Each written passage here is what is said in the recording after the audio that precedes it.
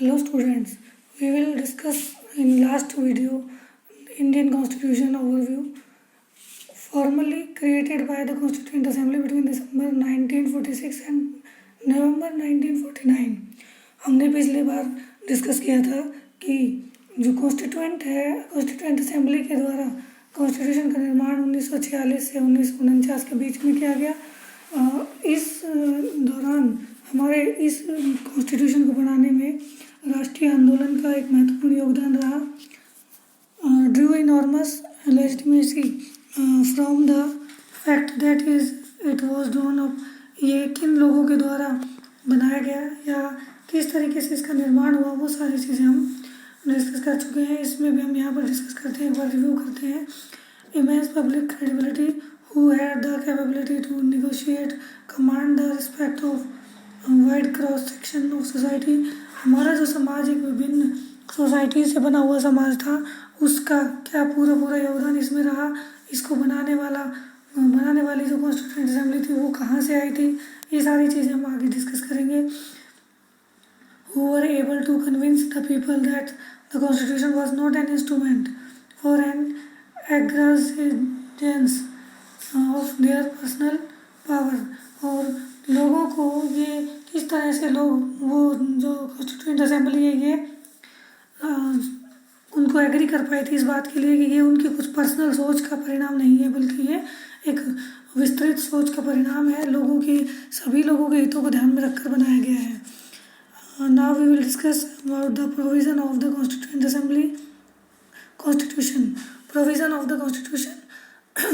It gives everyone in society some reason to go along with its provision.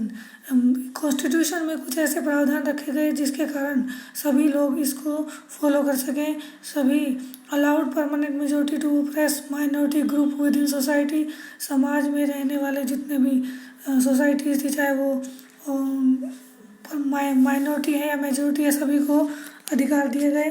Systematically privilege some member at the expense of other और systematical entrench the power of small groups in society would cease to command elegance.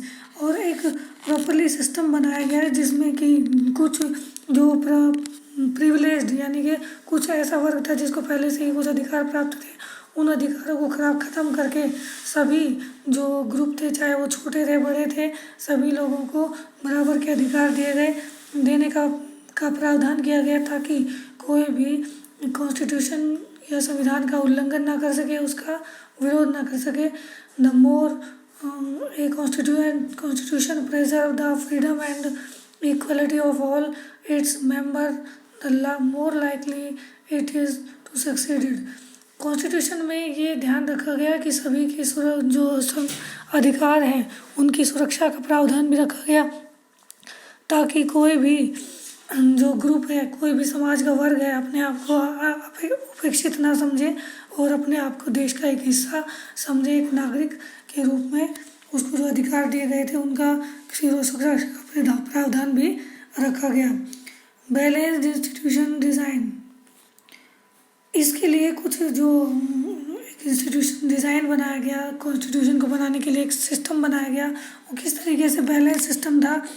Designing of a constitution is to ensure that no single institution acquire monopoly of power. Constitution की designing या constitution का जो प्रारूप तैयार किया गया वो इस तरह से बनाया गया कि सरकार का कोई भी अंग अकेला कॉन्स्टिट्यूशन में बदलाव नहीं कर सकता था, उस पर एक अधिकार नहीं कर सकता था। For example, the Indian constitution horizontally fragments power across different institution like legislature, executive and judiciary and even independent statutory bodies like the election commission. Constitution में ये प्रावधान किया गया कि उसके जो सरकार के 3 ऑर्गन्स बनाए गए, 3 अंग बनाए गए, लेजिस्लेचर, एग्जीक्यूटिव और जुडिशरी, तीनों को ही इंडिपेंडेंट बना दिया गया और तीनों को ही एक दूसरे पर नज़र बना रखने के लिए अधिकार मिले। इलेक्शन कमीशन जैसी एक स्वतंत्र जो संस्था बनाई जो इलेक्शन कराने का काम करेगी, उस पर सरकार के किसी भी पार्ट का कोई अधिकार या कंट्रोल नहीं रहेगा। This ensures that even if one institution wants to subvert the constitution, other can check its transgressions. इसका जो परिणाम ये था, इससे ये सुनिश्चित किया गया कि यदि सरकार का कोई भी एक अंग अपने कॉन्स्टिट्यूशन में बदलाव लाने की कोशिश करे या इस पर कंट्रोल करने की कोशिश करे तो दूसरा उसको चेकआउट कर सकता है, उस पर रोक लगा सकता है। An intelligent system of checks and balance has facilitated the success of the Indian Constitution।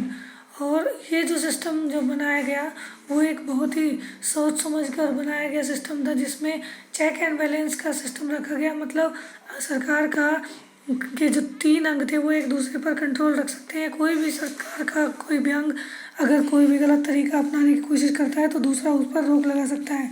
For example हम कह सकते हैं कि लेजिस्लेचर को कानून बनाने का अधिकार दिया गया, लेकिन कम्प्लीटली जो कोई भी कानून बनाने से पहले उसको कॉन्स्टिट्यूशन के जो मेन प्रोविजंस है उनको ध्यान में रखना होगा। अगर वो उससे बाहर जाती है तो जुडिशरी जो है, न्यायपालिका जो है, वो उस पर रोक लगा सकती है, उसके किसी भी कानून को भंग कर सकती है, उस पर रोक लगा सकती है।